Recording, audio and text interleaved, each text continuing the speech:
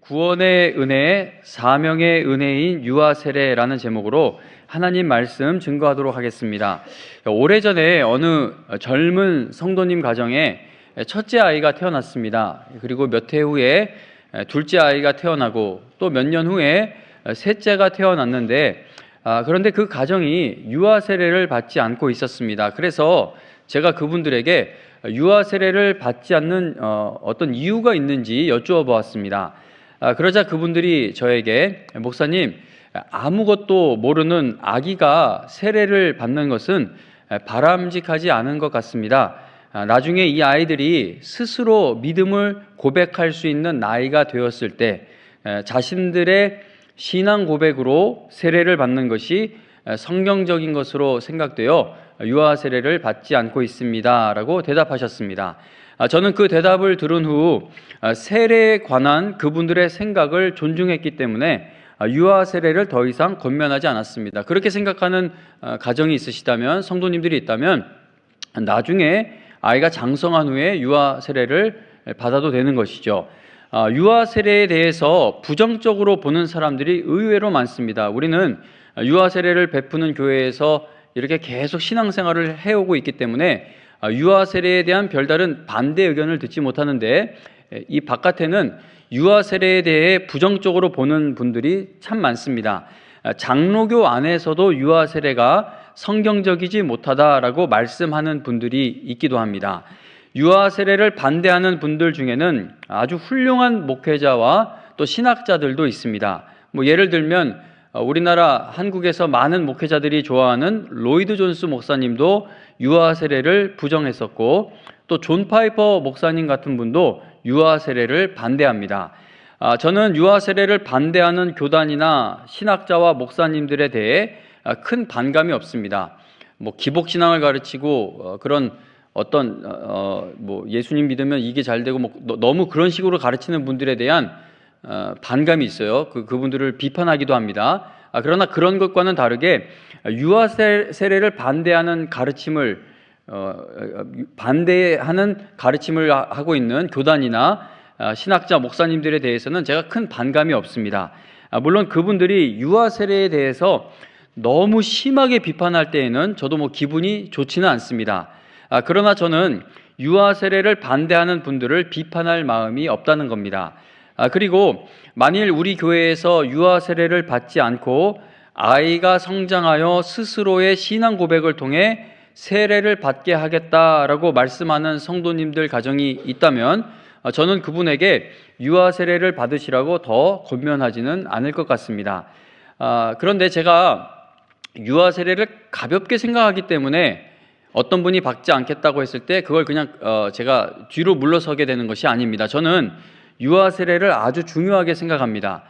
유아 세례를 받은 저희 집 아이들 4명의 아들이 나중에 장성하여 결혼을 하고 또 아이를 낳게 된다면 저는 손주들 또한 유아 세례를 받을 수 있기를 위해 정말 간절하게 기도하게 될 것 같습니다. 왜냐하면 저는 유아 세례가 성경적이라고 믿고 있기 때문입니다.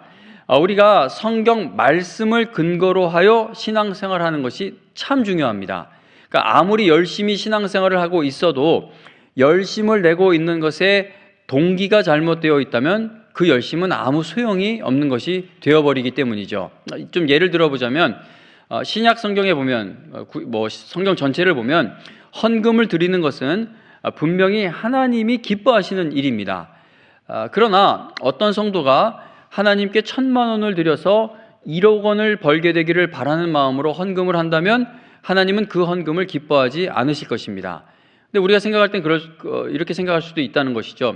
아니 어쨌든 우리가 부족하기 때문에 그런 생각을 갖는 것은 좀 잘못되긴 했지만 그래도 헌금을 하라고 해서 헌금을 하긴 했으니까 하면은 그래도 된 거 아니냐라고 생각하는 분들이 의외로 많은데 그렇지가 않다는 겁니다. 헌금을 드리는 것만큼 중요한 일은 헌금을 드리고 있는 이유를 성경적으로 아는 것입니다. 세례도 마찬가지입니다. 세례는 주님께서 교회와 성도에게 분명히 요구하고 계시는 일이죠. 성찬과 세례, 이건 주님이 제정하신 일이고 교회에 명령하신 일입니다. 그러나 미신적인 생각으로 세례를 행하게 되면 이제 큰 문제가 발생하게 됩니다. 좀 예를 들어보자면 로마 가톨릭은 세례를 죄 씻음 자체로 생각합니다. 그래서 그분들은 세례를 베풀 때 반드시 신부에 의해 거룩하게 된 물, 우리가 성수라고 부르죠. 그 거룩하게 된 물만을 사용하여 세례를 베풉니다. 왜냐하면 이 세례는 곧 죄를 씻는 것으로 생각을 하기 때문입니다. 그리고 그들은 세례를 받아야 천국에 갈 수 있다고 생각하기 때문에 산파가 아기를 받다가 아기 상태가 위독하다면, 상태가 좋지 않다면 그 자리에서 아기를 씻어주던 물로 유아 세례를 줄 수 있도록 허용합니다. 아기가 죽기 전에 죄를 용서받아야 하기 때문에 그렇게 하는 겁니다. 그러니까 이 세례를 받아야 죄가 용서받을 수 있다고 생각을 하기 때문에 산파가 아기를 받는데 아주 위급하면 언제 교회를 데리고 가 세례를 받아요? 세례는 꼭 받아야 되는데, 그러니까 산파가 그 자리에서 세례를 줄 수 있도록 그렇게 허용을 합니다. 자, 이거는 성경을 오해를 하고 있는 것이죠. 우리가 신앙생활에 열심을 낼 때에 항상 성경적인 근거를 찾아보면서 열심을 내야 합니다. 교회에서 유아 세례를 베푸는 것은 성경에 근거하여 행하는 성례, 예식입니다. 하이델베르크 요리문답 제74문 74번째 질문에 보면은 유아들도 세례를 받아야 합니까? 라고 질문합니다. 유아들도 세례를 받아야 하냐라고 질문한 다음에 이렇게 답합니다. 그렇습니다. 그것은 유아들도 세례를 받아야 하는 것은 유아들도 어른들과 마찬가지로 하나님의 언약과 교회에 속하였고, 또한 어른들 못지않게 유아들에게도 그리스도의 피에 의한 속죄와 믿음을 일으키시는 성령이 약속되었기 때문입니다. 그러므로 유아들도 언약의 표인 세례를 통하여 그리스도의 교회에 연합되고 불신자의 자녀와 구별되어야 합니다. 이런 일이 구약에서는 할례를 통하여 이루어졌으나 신약에서는 그 대신 세례가 제정되었습니다. 자, 지금 읽어드린 유아 세례에 관한 교리 문답 마지막 부분에 보면 구약에서는 할례를 통하여 이루어졌으나 신약에 와서는 그 대신 세례가 제정되었다라고 설명합니다. 자, 우리가 유아 세례를 깊이 있게 이해하기 위해서는 구약에서 행한 할례를 먼저 살펴볼 필요가 있는 것입니다. 유아에게 세례를 베푸는 성경적 근거를 찾아보기 위해서는 하나님께서 아브라함에게 명하시는 할례를 먼저 살펴볼 필요가 있습니다. 창세기 15장에 보면은 하나님께서 아브라함과 언약을 맺으십니다. 그리고 17장에 가서 보면 하나님께서 다시 한 번 더 아브라함과 언약을 맺으십니다. 하나님께서 언약을 새로 맺으신 것이 아니라, 그러니까 15장의 언약과 17장의 언약이 이게 다른 종류의 언약이 아니라 시간이 많이 흐르는 동안 아브라함의 믿음이 약해져 갔기 때문에 언약을 재확인시켜 주신 것입니다. 창세기 16장 16절에 보면 아브라함이 86세였다라고 말씀하고 있고, 그리고 오늘 우리가 펼치고 있는 17장 1절에 보면 아브라함이 99세라고 되어 있습니다. 그러니까 15장에서 하나님이 아브라함과 언약을 맺으신 후 최소 13년 이상의 세월이 흐른 겁니다. 오늘 우리가 읽은 창세기 17장 7절 8절에 보면 7절 8절 말씀에 보면 하나님께서 아브라함에게 내가 내 언약을 너와 및 너의 대대 후손 사이에 세워서 영원한 언약을 삼고 너와 네 후손의 하나님이 되리라. 내가 너와 네 후손에게 네가 거류하는 이 땅 곧 가나안 온 땅을 주어 영원한 기업이 되게 하고 나는 그들의 하나님이 되리라 라고 약속하십니다. 지금 읽은 이 말씀에 보면 하나님께서 아브라함과 맺으신 영원한 언약은 아브라함 한 사람에게만 유효한 것이 아니라 그의 후손 대대로 유효한 언약이다라는 사실을 말씀하고 있습니다. 자, 하나님은 영원하시기 때문에 아직 태어나지 않은 사람과도 영원한 언약을 맺는 것이 가능한 것이죠. 신명기 29장 14절 15절에 보면 모세가 이스라엘 자손들을 향해서 내가 이 언약과 맹세를 너희에게만 세우는 것이 아니라 오늘 우리 하나님 여호와 앞에서 우리와 함께 여기 서 있는 자와 오늘 우리와 함께 여기 있지 아니한 자에게까지이니라고 말씀합니다. 모세는 가나안 땅에 들어가게 될 그 이스라엘 백성들을 향해 너의 후손들이 앞으로 태어나면 그 약속의 땅에서 후손들이 이제 또 새로운 일들을 이루어 갈 때에 그때 가서 하나님이 또 다른 언약을 세우실 것이다, 그렇게 말하지 않고 지금 그 자리에 있지도 않는 후손과 아직 언제 태어날지도 모르는 그 후손과도 하나님이 이미 언약을 세우셨다라는 사실을 말해준 것입니다. 인간은 앞으로 될 일에 대해 확정할 수 없죠. 하나님처럼 이렇게 확정할 수 있는 사람이 누가 있어요? 애가 태어날지 안 태어날지 우리가 어떻게 합니까? 둘이 태어날지 다섯이 태어날지 우리가 어떻게 알아요? 모르죠. 그런데 인간은 이런 일을 확정할 수 없지만, 그러나 영원하신 하나님께서는 아직 태어나지 않은 사람들도 마치 그 자리에 있는 것처럼 그들과 한꺼번에 언약을 세우셨다라는 사실을 성경은 확실하게 증언하고 있습니다. 창세기 17장에서 하나님이 아브라함뿐 아니라 그의 후손과 영원한 언약을 맺으셨다라는 사실을 말씀합니다. 하나님은 아직 태어나지도 않은 이삭도 포함시켜서 언약을 맺으신 것이죠. 아브라함은 지금 하나님이 약속하신 아들이 태어나지 않아서 어쩔 줄 몰라 하고 있지 않습니까? 그런데 하나님은 아직 태어나지 않은 그 아들도 포함시켜서 언약을 맺으신 겁니다. 가나안 땅에서 나그네로 살아가고 있던 아브라함이 하나님께서 말씀하시는 이 언약의 깊은 의미를 다 이해했을 것으로는 생각되지 않습니다. 자, 아브라함은 늙은 자신과 사라 사이에서 아들이 태어나게 될 것이다 라는 하나님의 약속도 다 이해가 되지 않고 있었죠. 그러니까 아브라함이 하나님의 언약을 믿었던 것은, 하나님의 말씀을 믿었던 것은 그 말씀이 다 이해가 되었기 때문에 믿은 것이 아니었습니다. 약속하신 아들이 태어나게 될 것도 잘 이해가 되지 않고 있는데, 앞으로 그의 자손이 하늘의 별만큼 셀 수 없이 많아지게 될 것과 그 자손이 가나안 온 땅을 차지하여 그 땅이 그들에게 영원한 기업이 되고 하나님이 그들의 하나님이 되어주신다는 언약이 어떻게 완전히 이해가 될 수 있었겠습니까? 그래서 우리가 하나님 말씀이 이해가 되면 믿을게요라고 하는데 성경의 인물들도 그렇지 못했습니다. 아브라함을 또 한번 생각해 보세요. 아브라함이 하나님이 아들을 주실 것을 약속하셨을 때 그 약속을 믿었는데 그 일이 어떻게 이루어질 수 있을지를 알지 못하니까 첩을 통하여 이스마엘을 낳는 실수를 하기도 하지 않았습니까? 그래서 성경의 인물들 보면요, 우리만 어려운 게 아니라 성경의 인물들도 하나님이 말씀하셨을 때, 하나님이 약속을 하셨을 때 그게 다 100% 이해가 돼서 믿은 것이 아니라 하나님이 말씀하신 거니까, 하나님이시니까 이해가 되지 않아도 믿으며 나아가다 보니 하나님이 그 믿음대로 이루어지는 일들을 행하여 주셨던 것입니다. 아브라함의 후손에게까지 유효한 하나님의 영원한 언약은 오직 하나님께서 시작하신 일이고 하나님만이 완성하실 수 있는 언약입니다. 하나님께서는 이렇게 광대한 언약을 말씀하시면서 아브라함에게 할례를 언약의 표로 주시게 됩니다. 창세기 17장 9절부터 11절, 9절부터 11절까지 말씀 계속해서 읽어드릴게요.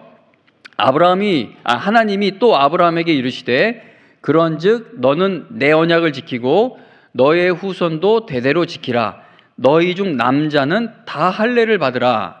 자, 할례를 받는 이유, 이것이 나와 너희와 너희 후손 사이에 지킬 내 언약이니라. 너희는 포피를 베어라. 이것이 나와 너희 사이에 언약의 표징이니라. 아멘. 할례는 남자 생식기의 끝부분 포피를 베는 의식인데, 오늘날로 쉽게 말하면 포경수술로 우리가 볼 수가 있는데, 언약의 죽음을 요구한다라는 의미가 담겨 있습니다. 그러니까 잘라낸다. 이것은 언약이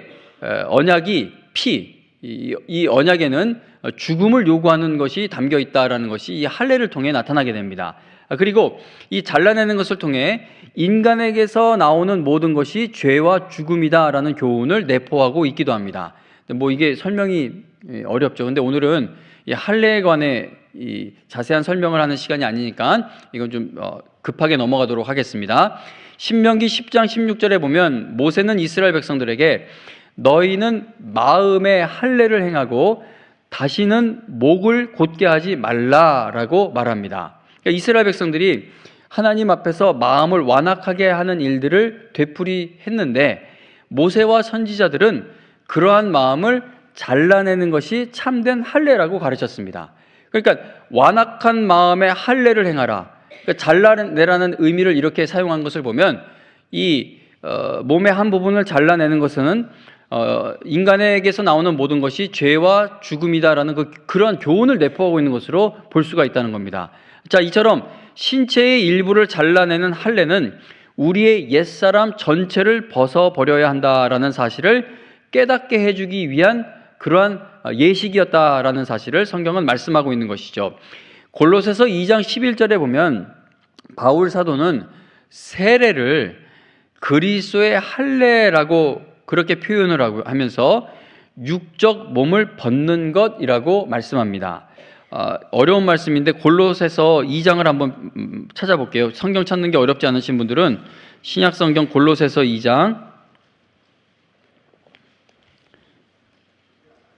골로새서 2장 11절과 12절 말씀을 한번 보겠습니다.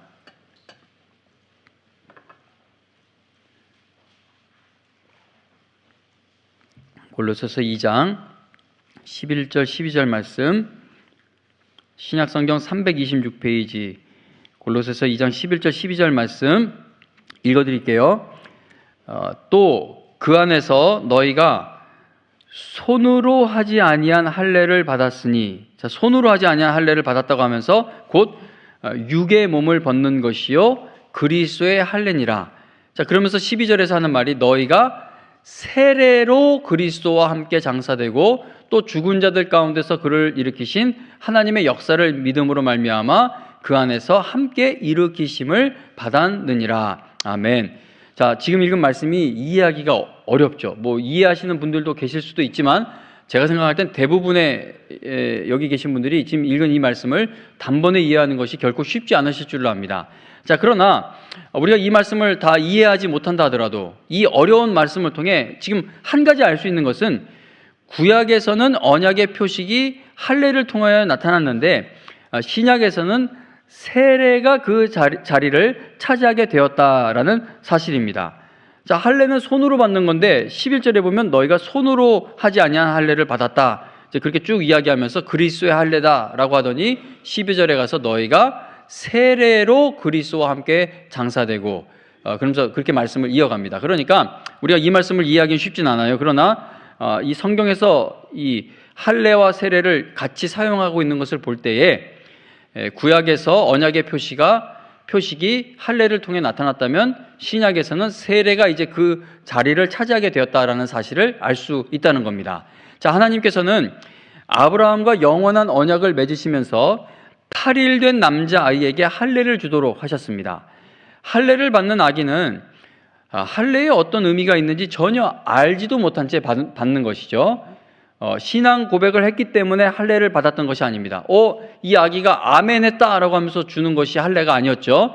할례는 아기들의 믿음을 증명하는 표시가 아니라 하나님의 영원한 언약을 표시하고 인을 치는 그러한 예식이었습니다. 영원한 언약을 이루는 능력이 사람에게 달려있지 않고 오직 전능하신 하나님에게 있다라는 사실을 구약시대는 할례로 표시하고 인쳐주셨고 신약시대에 와서는 세례를 통하여 표하시고 인쳐주신다는 겁니다. 여기서 잠깐 하나 말씀드릴 것이 있는데 하나님께서 할례를 남자에게만 행하게 하신 것은 하나님이 여자는 중요하게 생각하지 않으시기 때문이 절대 아닙니다. 창세기 17장에서 할례의 대상을 하나님께서 말씀하실 때 너희라는 2인칭 복수를 사용하시죠. 그러니까 이 하나님께서 아브라함에게 할례를 말씀하실 때 남자에게만 할례를 행할 것을 말씀하시면서도 그 언약의 대상은 여자까지 다 포함한 그 자리에 있는 너희 너희라고 그렇게 하나님께서 말씀하십니다. 하나님께서 언약을 재확인하시면서 아브라함의 이름만 새롭게 바꾸어 주셨던 것이 아니라 사라의 이름도 바꾸어 주셨던 것을 보면 할례로 인쳐지는 그 언약에는 여자 성도들도 포함되는 것이 분명하다는 겁니다. 그러니까 만일 하나님이 이 언약에서 여성을 제외하실 목적이 있으셨다면 아브라함의 이름만 바꾸어 주시면 그만입니다. 하지만 사라 역시 이름을 바꾸어 주시고 여러 민족과 왕의 어머니가 될 것이다 라고 말씀하신 것을 보면 이 언약에는 남자만 있는 것이 아니라 남자, 여자 모두가 다 포함되는 것으로 보아야 합니다. 하나님께서 구약시대에는 할례로 영원한 언약을 나타내고 확증하신 것처럼 신약시대에는 세례로 하나님의 영원한 언약을 표시하시고 인을 치도록 하십니다. 언약을 중심으로 할례와 세례를 생각을 해보게 되면 아기에게 세례를 주는 것의 의미를 깊이 깨달을 수가 있는 것입니다. 자, 할례나 세례는 하나님의 영원한 언약의 표와 인인 것이죠. 아브라함은 100세가 되어서야 아들을 얻게 됩니다. 이삭은 태어난 지 8일 만에 하나님의 백성의 표시로서 할례를 받습니다. 자, 어린 이삭이, 아기 이삭이 하나님이 누구신지 여호와가 누구신지 알았겠습니까? 몰랐겠죠. 하나님의 음성이나 언약을 직접 들었던 것도 아니었습니다. 이삭이 하나님의 백성이 된 것은 하나님이 이삭의 하나님이 되어 주신 것은 그가 하나님의 언약의 대상자인 아버지 아브라함 안에 있는 자녀였기 때문이라는 겁니다. 이삭의 아들 야곱도 마찬가지이죠. 야곱은 할아버지와 하나님이 언약을 맺을 때 그 자리에 없던 사람입니다. 아직 태어나지도 않고 아직 엄마 뱃속에도 있지도 않던 그러한 야곱이죠. 그런데도 그가 태어났을 때 8일 만에 할례를 받게 됩니다. 할례의 의미는 이렇게 나는 하나님의 백성이고 하나님은 나의 하나님이시다라는 뜻인데, 근데 이게 이삭, 야곱 그리고 또 아들 요셉도 할아버지가 하나님과 맺은 그 언약을 알지도 못한 채 그 또한 하나님의 백성이 됩니다. 자, 하나님의 백성이 이렇게 되어가는 이유는 이 아브라함의 안에 있는 자손들이었기 때문인 것입니다. 자, 이 놀라운 일이 가능했던 것은 하나님께서 앞으로 태어나게 될 아브라함의 후손들을 하나님의 언약 안에 포함시켜 주셨기 때문이라는 것이죠. 하나님이 그 사람들을 왜 포함시키셨습니까? 그건 우리가 알 수 없는 은혜입니다. 그래서 우리가 구원을 은혜라고 하죠. 내가 택함 받은 것을 은혜라고 이야기합니다. 그러니까 내가 믿어서 구원받은 줄로 알고 있었는데 신앙생활을 계속 하다 보니까 내가 어떻게 믿게 되었나? 하나님이 나로 하여금 믿게 해주신 것이구나. 그게 이제 우리 나중에 가서 깨달아지지 않습니까? 이 놀라운 일이 가능하게 되었던 것은 하나님께서 앞으로 태어나게 될 아브라함의 후손들을 이미 하나님의 언약 안에 포함시켜 주셨기 때문이었습니다. 아브라함과 그의 후손들은 하나님께서 맺으신 언약을 하나님이 반드시 다 이루어 가 주실 줄로 믿으면서 할례를 행했던 겁니다. 오늘날 하나님의 놀라운 은혜로 구원받아 세례라는 인을 받은 성도들은 하나님께서 나에게 이 놀라운 구원의 은혜를 베풀어 주셨듯이 하나님의 은혜로 이 쓸데없는 자에게 왜 성령의 감화 감동을 주시고 구원의 은혜를 깨닫게 하시는지 나는 모르겠습니다 라고 이렇게 고백을 하지 않습니까? 세례라는 그 인을 받은 성도들은 하나님께서 나에게 이 놀라운 구원의 은혜를 베풀어 주신 것처럼 나의 자녀들에게 또한 하나님의 언약 안에 포함시켜 주시는 은혜를 베풀어 주실 줄로 믿으면서 간구하며 아기에게 유아 세례를 받게 하는 것입니다. 그래서 우리가 유아 세례를 받는 부모들에게 이러한 질문을 하죠. 오늘이 유아 세례 받는 날이면 여기 이렇게 아기를 데리고 앉은 부모들에게 또는 엄마나 아빠에게 이렇게 질문을 합니다. 여러분은 여러분의 자녀가 예수 그리스도의 보혈에 의한 씻음과 성령님의 새롭게 하시는 은혜를 받아야 할 것을 믿으십니까? 다른 말로 하면 우리 부모님들 자신들이 구원을 필요로 하는 죄인인 것처럼 여러분의 아이도 구원이 필요한 죄인인 것을 시인하십니까? 나와 내 아이는 오직 예수 그리스도를 통해서만 구원을 얻는 줄로 믿으십니까? 라고 묻습니다. 그리고 또 묻는 것은 여러분은 여러분의 자녀가 예수님을 구세주로 고백하고 세례의 의미를 이해하게 될 때까지 여러분의 자녀에게 성부, 성자, 성령 하나님을 알려줄 것을 서약하십니까? 좀 쉽게 말하면 부모님 여러분들은 다른 종교에는 구원이 없고 오직 예수 그리스도만이 길이요 진리요 생명 되심을 믿고 계십니까? 라는 질문인 것이죠.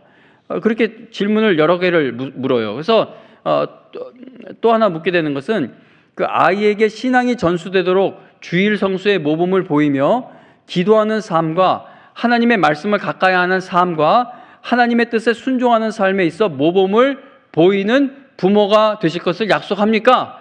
이렇게 질문을 합니다. 자, 지금 묻는 이 질문들에 예, 아멘이라고 대답하는 부모는요, 자신의 아이가 앞으로 하나님을 찬송하는 인생이 되며 일생을 예배자로 살아가며 주님을 위해서는 나의 것을 아끼지 않아 하나님의 영광을 쓰임받는 그 자녀가 될 수 있기를 간절하게 바라고 기도하며 아이를 신앙으로 양육하게 될 것입니다.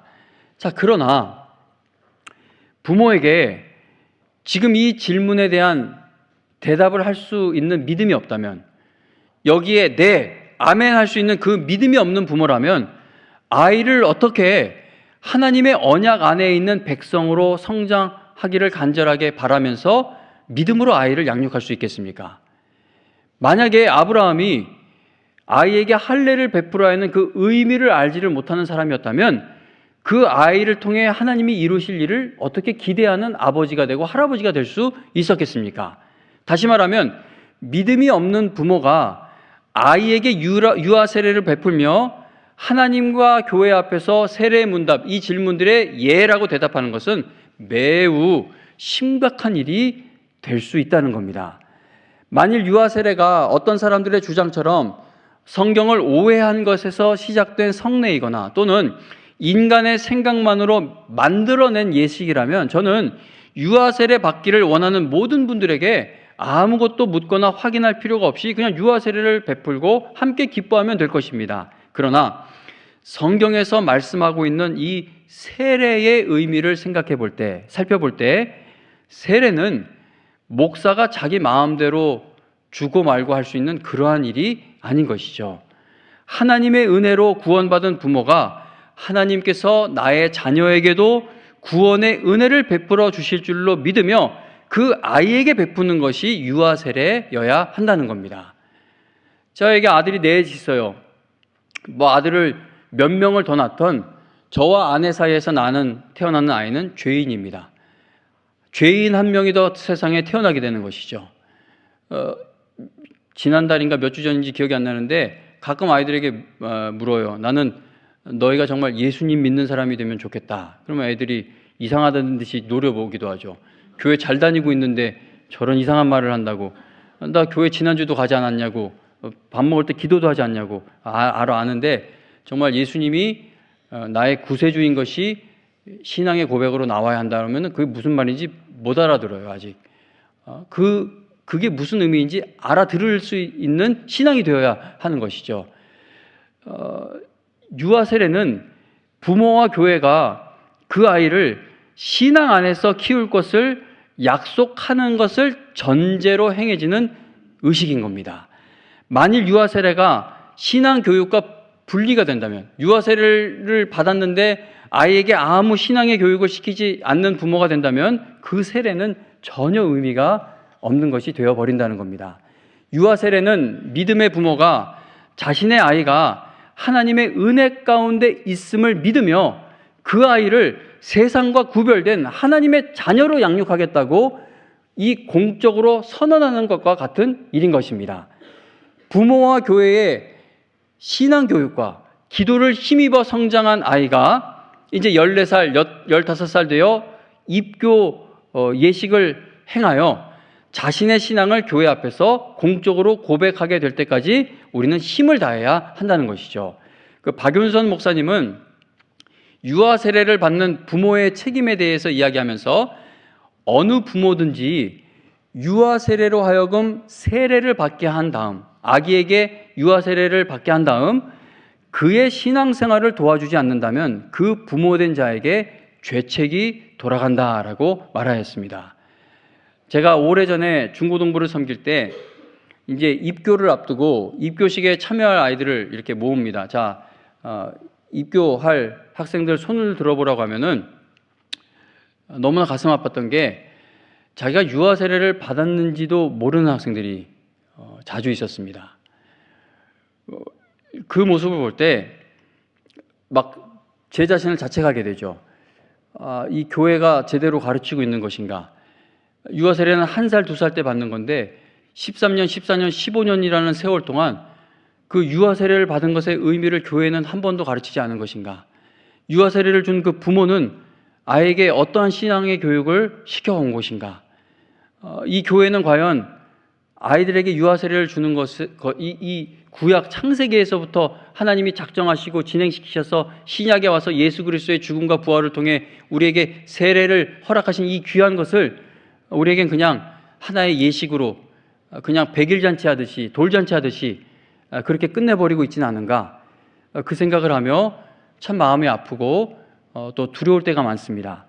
유아 세례를 받은 아기가 예수 그리스도를 나의 구주로 고백하는 모습을 보게 될 때까지 부모는 온 힘을 다해 아이에게 신앙 교육을 시키며 하나님의 은혜를 간절히 구해야 합니다.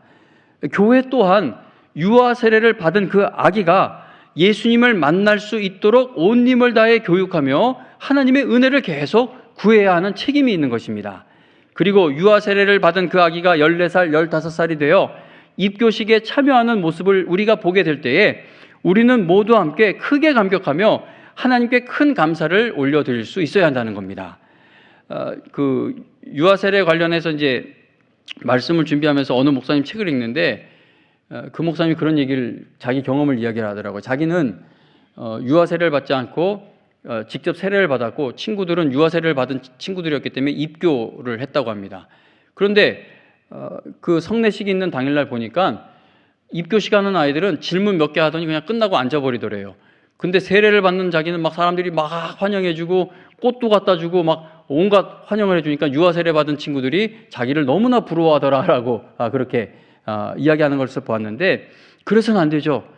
우리가 그 아이들이 입교해서 자기의 신앙 고백을 하기까지 13년, 14년, 15년을 기다려왔다면 그 입교에 참여하는 아이들이 네, 아멘이라고 대답할 때에 야, 이게 하나님의 언약이 유효하구나, 하나님이 택하신 백성이구나, 이 교회를 하나님이 여전히 포기하지 않으시고 여전히 이 교회를 붙들고 계시니 우리에게 언약의 자손이 또 일어나게 되는구나, 그 감격이 우리에게 있어야 된다는 겁니다. 우리가 유아 세례 예식에 큰 기쁨으로 참여를 하였다면 입교식 때에는 우리에게 믿음의 다음 세대, 언약의 자손이 이어져 가게 하시는 하나님의 은혜에 대한 놀라운 감격과 감사가 넘쳐나야 한다는 겁니다. 유아 세례와 입교식은 온 교우에게 큰 위로가 되는 일이죠. 왜냐하면 아브라함과 맺으신 언약을 끝까지 지켜가고 계시는 하나님께서 그 놀라운 은혜로 여러분들의 영혼을 반드시 책임져 주신다라는 사실을 기억하며 확인하게 되는 자리가 바로 유아 세례나 입교식과 같은 성례를 베푸는 자리이기 때문입니다. 우리는 교회에서 세례식이 거행될 때마다, 유아 세례와 같은 세례식이 거행될 때마다 그냥 구경꾼으로 참여해서는 안 될 것입니다. 세례받는 것을 볼 때마다 예수 그리스도께서 나를 죄에서 구원하시기 위해 십자가에서 피 흘려주신 그 놀라운 은혜 가운데 내가 있다는 것을 기억하며 감사할 수 있어야 하는 겁니다. 우리는 세례받는 것을 볼 때마다 세례받은 나는 하나님의 자녀된 신분으로 살아가고 있는지, 그리고 저 천국을 향해 믿음으로 나아가고 있는지를 늘 점검해 보는 시간으로 삼을 수 있어야 합니다.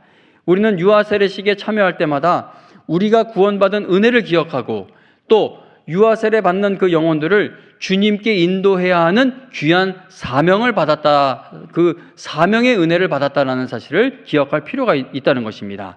성도님 여러분, 제가 오늘 설교를 준비하면서 그동안 유아 세례에 관해 자세하게 설교 말씀을 전하지 않았다는 것에 대해 깊이 뉘우치게 되었습니다. 제가 오늘 여러분들에게 전한 말씀을 저는 알고 있었어요. 저는 알고 있었는데 여러분들에게 그냥 몇 줄, 한 페이지도 되지 않는 내용으로 그냥 말씀을 드렸을 뿐이지 이걸 자세하게 가르쳐야 되겠다라고 생각을 잘 안 했던 것 같습니다. 제가 오늘 이 말씀을 준비하면서 뭐 두서없는 말씀이고 버벅거리는 말씀이지만 그래도 준비할 때는 많은 책을 참고합니다. 이 유아 세례 이거 다 갖고 이것보다 이만큼이 더 있어요. 제가 이 책을 보여드리는 것은 나 이만큼 공부했다라고 자랑하려고 보여드리는 것이 아니라 그만큼 중요하죠. 그만큼 중요하니까 이 교회를 건강히 세우려는 목회자와 신학자들이 유아 세례에 관련하여 이렇게 많은 서적들을 내고 있는 것입니다. 그런데 영광교회는 저는 이 유아 세례에 관해 여러분들을 가르치고 교육하는 일에 게을렀던 것이 아닌가. 너무나 마음이 아파서 어저께 밤을 새면서 준비하면서 막 마음이 아팠고 내가 이 말씀을 전할 자격이 되는가도 이렇게 되돌아보게 되었습니다.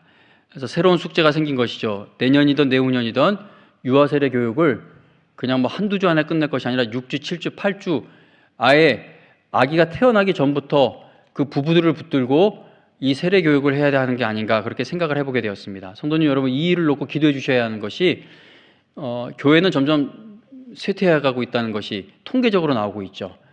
그런데 유아 세례 받은 그 아이들만 다 믿음의 사람들로 장성을 해도 교회는 든든히 세워져 갈 수 있을 것입니다. 근데 우리가 유아 세례를 줘놓고 그거에 대한 관심을 끄고 살아가니 아브라함의 자손 중에 이스마엘도 할례 받았어요. 근데 이스마엘은 잘려나가는 자손이 되어버리죠. 그것처럼 유아 세례를 받았는데 다 잃어버리는 자녀들이 되는 경우가 많습니다. 우리가 이 교회가 이 부분을 놓치지 말아야 되겠는데 여러분들 꼭 기도를 해주셔야겠습니다. 영광교회에서 유아 세례와 입교 예식과 세례식이 멈추지 않기를 저는 정말 간절히 바랍니다. 예수님을 믿는 여러분들의 자녀가 유아 세례를 받는 다음 세대, 그 다음 세대대로 언약의 자손들로 이어져 갈 수 있기를 간절히 바라며 기도합니다.